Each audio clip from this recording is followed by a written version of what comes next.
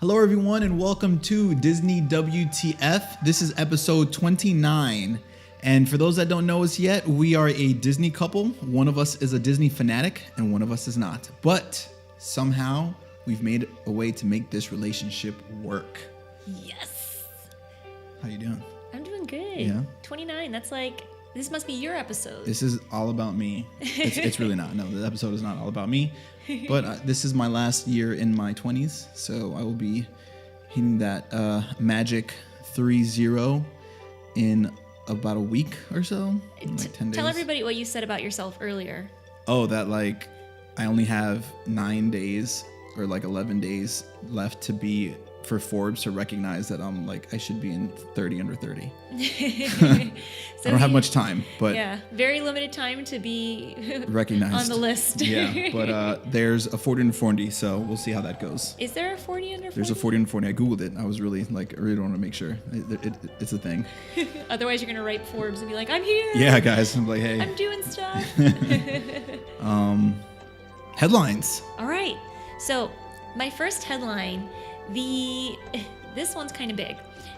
And it's kind of an update to what we talked about last week, which is resorts, and especially the Magic Kingdom resorts. So there's going to be a new traffic pattern that's created so that in order to get to the Magic Kingdom area resorts, which include Wilderness Lodge, Polynesian, Contemporary, Grand Floridian, you do not need to go under the parking gate for Magic Kingdom. Really? Now there's going to be a turnoff that you have to go to if you want to go to those resorts. And if you don't turn off there, even if you want to go to the resorts, you're going to go to the parking lot.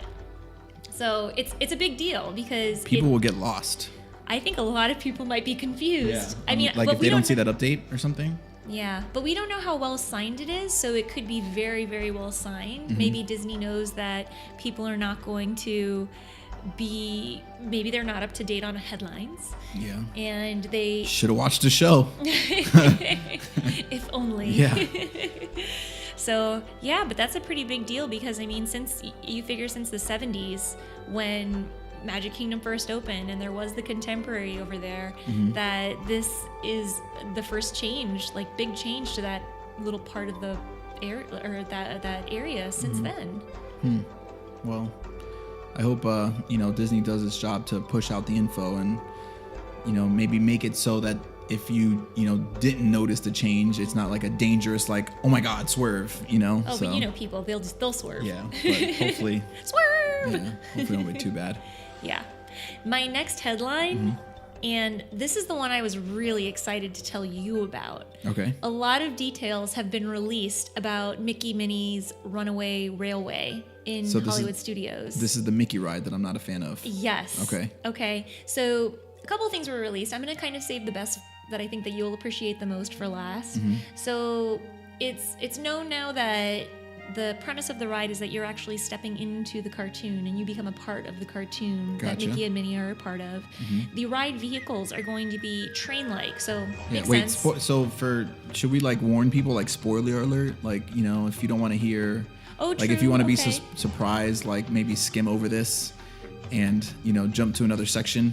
Yes, so we small don't ruin spoiler. It. Yeah, but anyway, continue. I don't have very many details, so small spoiler. So the ride vehicle is going to be a train because, as we know, the title is Mickey and Minnie's Runaway Railway, so we can assume that there's going to be a train-like vehicle involved, and it's going to hold 16 passengers each. So two by two, so it's going to be 16 people long, though. And then here's the part that I think that you're going to appreciate. It's going to be a trackless ride system like Pooh's Honey Hunt in Tokyo Disneyland. Okay. A ride that you thoroughly enjoyed and were fascinated by the engineering behind it. I was. I'm going to be in such a pickle when it comes out. I knew it. Yes, nailed it. I'm going to be in a pickle when that comes out because I have a plan to boycott this ride because I just, if you didn't see in the previous episode, I think it wasn't in Walt's vision to have a ride about Mickey because Mickey was like the mecca of Disney, and I feel like if he wanted that, that would have been one of the first rides ever built, but it wasn't, and because of that, I'm a little hesitant to think that this is what Walt would have wanted. So now I'm in a pickle because a very dill pickle. A very dill pickle because I am, I really do enjoy that technology of what was in Winnie the Pooh's ride, and I'm super curious to know how it works and like see it more. But now it's going to be in a ride that I'm fairly bored. See, this is just how life is. This is just life. That opinions change based on new information. No, it's just give and take. It's just like it's never. I wish it would have been like some like not cool technology, like yes, not writing that thing. Not writing that thing. But no, it's like the best technology ever. And then like I'm like, no, I can't write it because my morals. But I don't know. And just so everybody knows, when we rode this ride in Tokyo Disneyland, and it's the first ride of its kind, or at least a trackless system that we personally have been on, as Disney people, as me as a Disney person at least. And Richie just kept going on and on about how he was just, how did they do that? How do they do that? Yeah. About the trackless ride system. And here we are. You're going to be able to see it a lot more often because it's only, a couple hours away. Yeah. Imagineers, I was very impressed by that technology. That was amazing. And just so you know, you can have this experience approximately April, May 2019. Okay. April, May. Oh, that's like 2019. 2019. Oh, okay. So we're quite a bit of ways. Well, Yeah. We'll be married by then, maybe. Quite a bit of ways. Okay. All right. And my last news headline today is the Incredibles 2 trailer teaser has been released. Okay. And it's a good one. I got chills watching it. Really? I really did. You know what? Okay, Incredibles. I feel like, first of all, and I think a lot of Disney people will agree, that The Incredibles should have had a sequel a long time ago. I think it should have had a sequel way before Cars. Maybe Disney, in terms of financial reasons, didn't think that was the best idea. Yeah. Because Cars is such a big franchise. But The Incredibles is such like the epic superhero movie for Disney people. I think even set aside from Marvel, and even though Marvel's a Disney property now, The Incredibles to me is the ultimate superhero movie. Was that like the first superhero movie, for Disney? Or was there stuff before it? Well, I think in terms of like superhero in the most like literal concept. concept. With like you draw like you put on a cape and like you have Yeah. Okay, so that was the first or one? at least that I can remember. Please correct me if I'm wrong. Okay. But it was just amazing. The trailer features spoiler alert. Another one. if you don't want to watch the trailer. Yeah. So the trailer features Jack, who is the baby of the family, kind of just having fun with his powers, and then his dad, Mr. Incredible, of course, discovers like, you have powers. Okay. And that's it? It's 59 seconds long. Oh, okay. Wow. Cool. But it is just watch it. There's really very few spoilers because that's all you see, and we already knew Jack had powers at the end of the first movie. Yeah. So just go out and watch it if you haven't already. It's going to give you chills as well. And yeah, I'm getting chills just thinking about it. You look really excited about it. I'm really excited about that and our topic for today. Yes. So what? Let's get into what the show is going to be about. What's the topic? So today we're going to discuss the hidden gems of Disney's Animal Kingdom. Hidden gems. Okay. So, Ricard, I do want to ask, what is your opinion of Animal Kingdom as a park right now? Animal Kingdom. Well, I love Animal Kingdom because, you get to learn about animals. And they have Tiffins, which is amazing. And the cast members that work there are super knowledgeable about what they're doing and what type of animals they're caring for. So I enjoy Animal Kingdom. Yeah. And so Animal Kingdom, no, I think that's a very Okay. that's a very good summary about your opinion. Yes. So Animal Kingdom, I feel like, has been in kind of a state of transition up until probably when Avatar, Pandora opened. So Pandora, the land of Avatar, opened, just because there was a lot of construction going on. People were getting anxious. People had a lot of opinions, for instance, about Pandora opening. But now it's really become a park that, is no longer something that was a half-day park like when it first opened. So here's a fun fact. When Animal Kingdom first opened, there were only 10 attractions to go to. So it was a very small park. And that's usually kind of how Disney parks happen. Like, it's going to open on a small scale. and then it just expands and expands. And now I gotta say, Animal Kingdom is definitely one of my favorites. I think it's wonderful. It's a wonderful park to visit. And so, of course, with all these new details, it might be overwhelming and you might not see every little thing because you're just trying to take in as much as possible. And so today, I think I want to appreciate some of the hidden details that you might not know, even if you are an Animal Kingdom lover already. Yes. Okay, so let's get into it.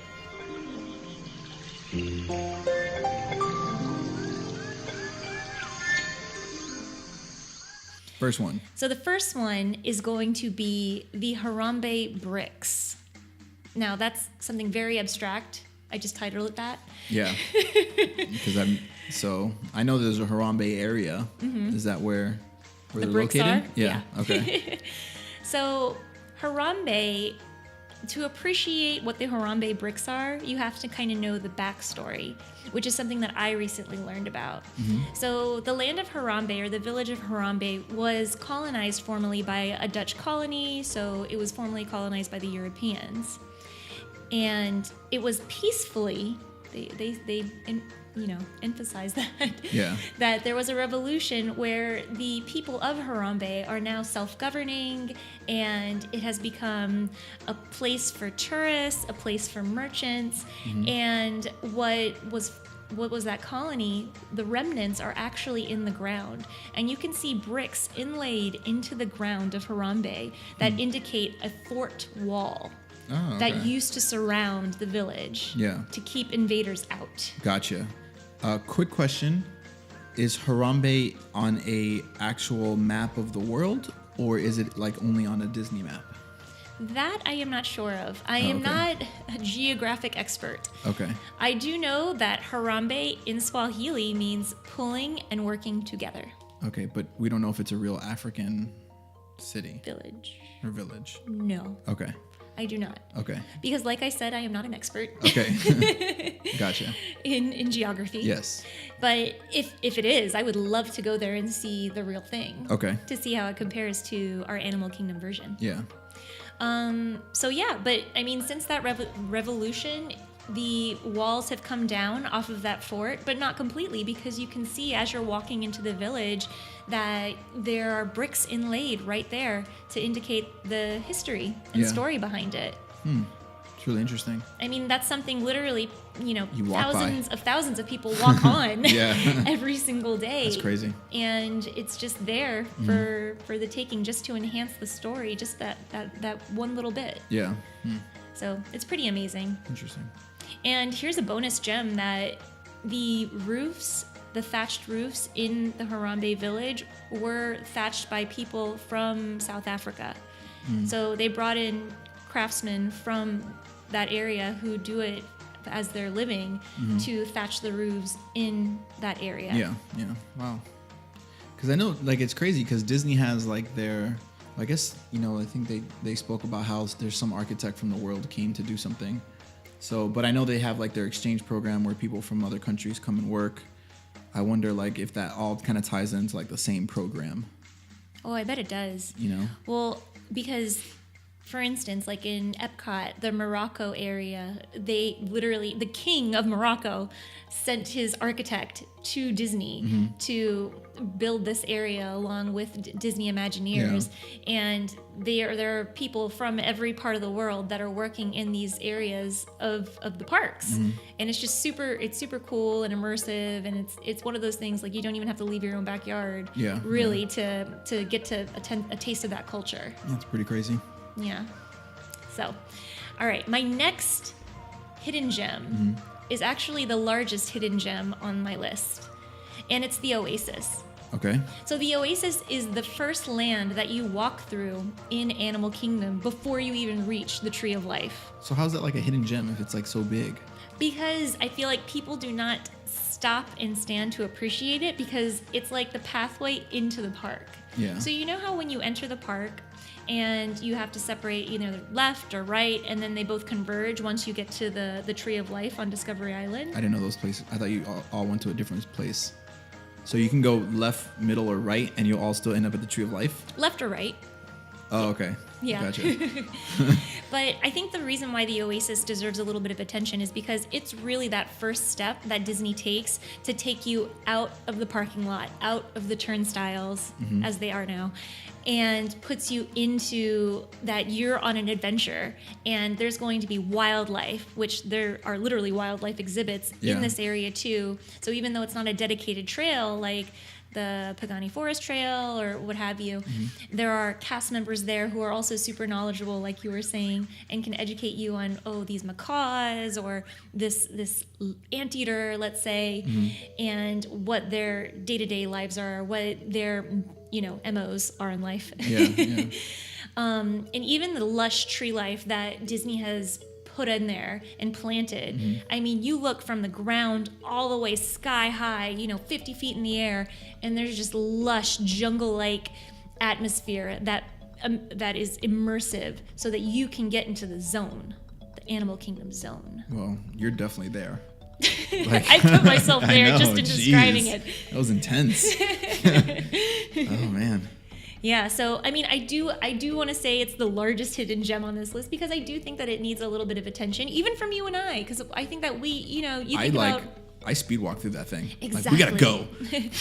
Everest, I got a fast pass. I got something to do. I got a fast pass, yeah. I want to see the kangaroos like zoom through, prance through the Tree of Life. Prance. Which that to me was a freaking hidden gem. Oh, that's true. Like, that's a good one. Yeah, here's my hidden gem on that. I didn't even think to bring my own, but here's my hidden gem. So if you go to the Tree of Life, I don't know what it is or how you get there, like how you get the kangaroos to come out. But we were just watching the Tree of Life. We're like, Tree of Life is crazy. And a freaking kangaroo just came out of nowhere and just started jumping through like back and forth with a purpose. He definitely had a purpose. He was going somewhere. Yeah, he like had a task, checked it off, and then went back home. Like, it was crazy. Anyway, so that's my hidden gem. That's a good one, Ricard. Yeah. Yeah, I didn't even remember that one.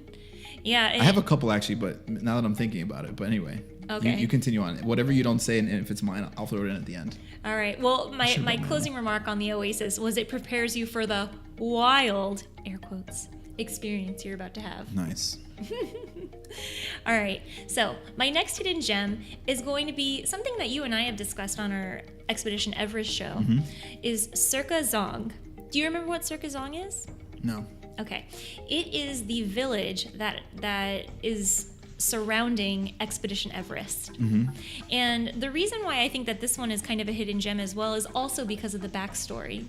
So you would never imagine that Disney has created not just a fictional kingdom that is Anandapur to put this mountain in, but also this fictional village within the kingdom, Circa Zong, to also house the story of this mountain. Yeah.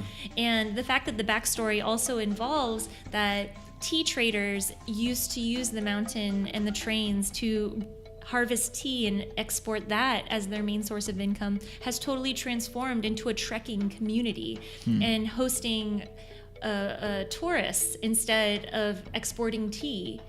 And I feel like that's something that goes very unnoticed because it's not necessarily right in your face because you're just in line, like, waiting to ride Everest. Yeah. You know what I mean? Yes, I do. So, yeah. Well, it's like Village Inception. It is like Village Inception. And here's another bonus gem that I have for you. Okay, this was supposed to be top 5. It's going to top 15. Okay. Let's hear so another many bonus. bonuses. So we didn't want to title it 27 gems of people be like, what, is this 4 hours long? 27 gems. What did it say?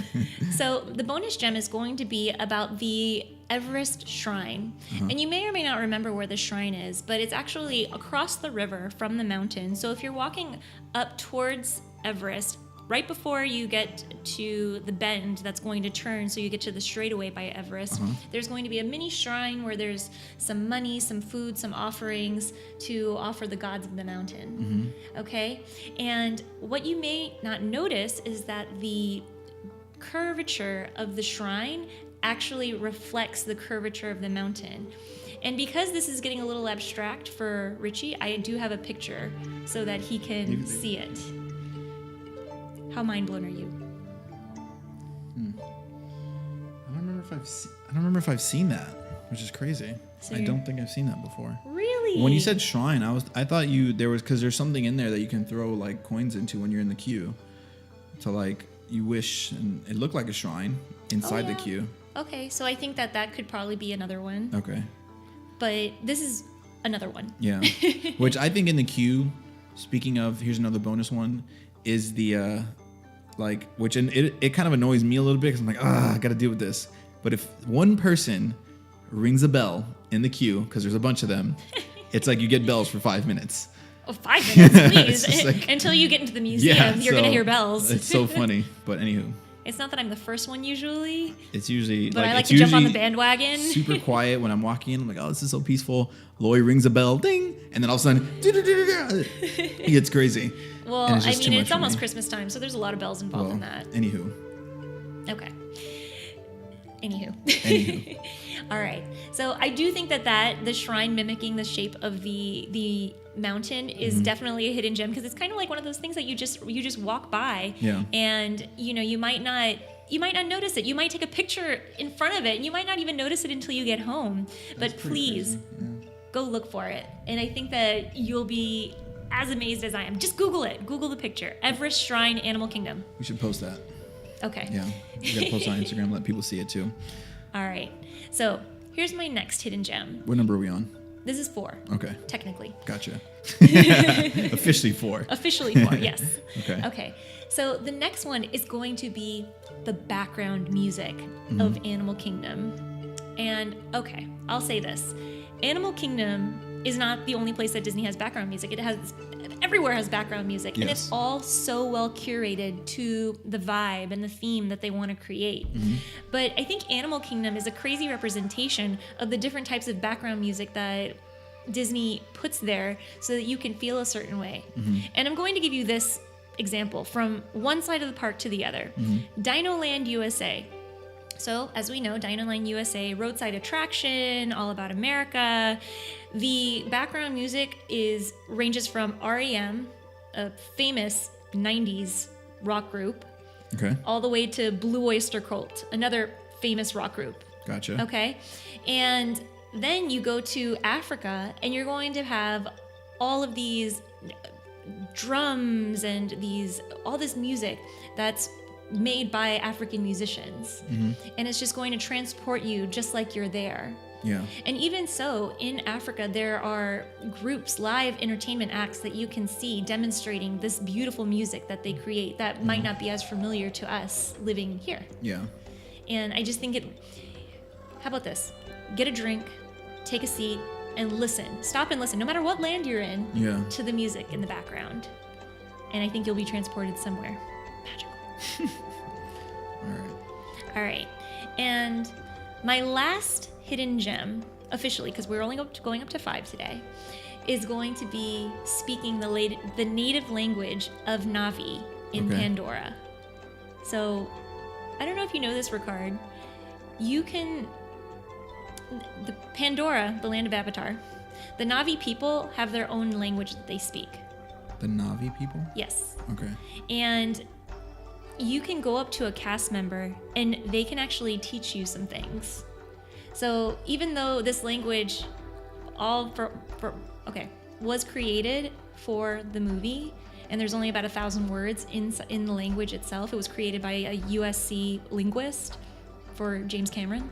But aside from that, you can actually learn the language of Na'vi in Pandora. How? You ask a cast member. And it's just as simple as that, and you can learn a few phrases. So for instance, my Na'vi lesson for you today is going to be Calixti. Or wait, I messed it up, and I practiced it. Darn it. Okay. So it's going to be Kaltsi, which is hello. Okay, cool. So there's its own language. Yeah, and it's something that you might not even think to do because you're just going, you're going to go wait in line for flight of passage for 5 hours. You're not going to be thinking about talking to a cast member like, teach me some Na'vi. Yeah. Is there a dictionary online? Yes, there is. Oh, okay. That's pretty cool. You can Google it. Yeah.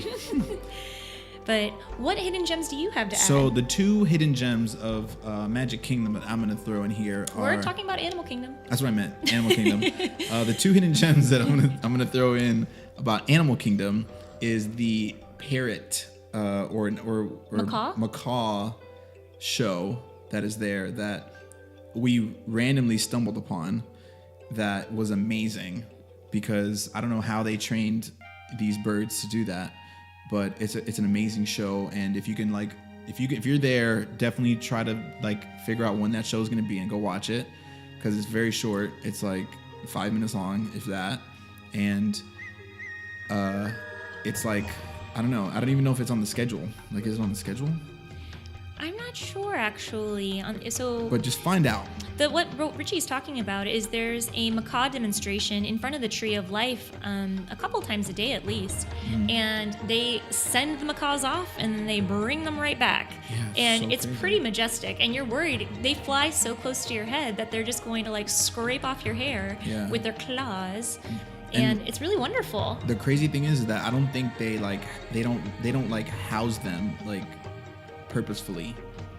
I think something just happened and they ended up just kind of training them to come and eat, and then they go off and do what they want. But I'm pretty sure in the show they mentioned how we don't own these birds, we don't treat them here or anything like that. It's more of just we do this, they come and we send them off, we train them and they're gone. I think I remember hearing the word positive reinforcement. So if we have food for you, come on over. So the other second hidden gem that I'd like to talk about is Tiffin's. A not so hidden gem, I will call it. No, because on the menu is the hidden gem. Oh, it is the twist. Yes, on the menu is the hidden gem, which is that it's a vanilla bean passion fruit iced tea. That freaking drink is amazing. You have to try it at some point, and they have to-go cups. So you can go drink it there, or you can get it to go. I borderline feel like this beverage has changed Richie's life for the worst in a way, because he's craving it at all times. I only want to go there, usually. When we go to Animal Kingdom, we gotta go to Tiffin's real quick. And actually, the last time we were at Animal Kingdom, we were heading out, and he's like, okay, I'm going to have one to stay, and then I'm going to take one to go. Oh, yeah. No, now it's official policy with me when I go to Tiffin's that I get one to enjoy there, and then I get one to go. That's how that works. I borderline regret showing you Tiffin's because it's a mandatory. You know what, though? I love Tiffin's so much. I don't mind going. It was the best decision you could have made in terms of Disney activities. Which is funny because I remember the way we actually discovered it was on our Instagram scavenger hunt. Someone mentioned it. Oh yeah, or that's something, true. And then we ended up there and it ended up being the coolest thing, which we should do again. The scavenger hunt was fun. Well, Animal Kingdom is fun in general. So I'm really glad I got to get all of these hidden gems out because keeping them a secret was hurting. Yeah. Well, I think that's pretty much all we have for today's episode. We really appreciate everyone tuning in. However you're listening, we've decided that we trying to get our episodes out on as many platforms as possible. So we're now on Google Play, we're on iTunes, SoundCloud, Overcast, probably most podcast streaming apps that are out there. You might be able to search Disney WTF and find us on there. But whatever it is that you decide how you're going to watch and listen, please subscribe, leave us a rating, leave us a comment. We'd really appreciate it. And we're also on Instagram. Oh, yeah, that's right. We're on Instagram. I was what am I missing? DisneyWTF.radio. We're on Facebook. We're also on Medium at Disney WTF. Yes. And thank you guys so much for listening. We really, really appreciate it. And we hope this brings a little bit of magic to your day. And we'll see you next time.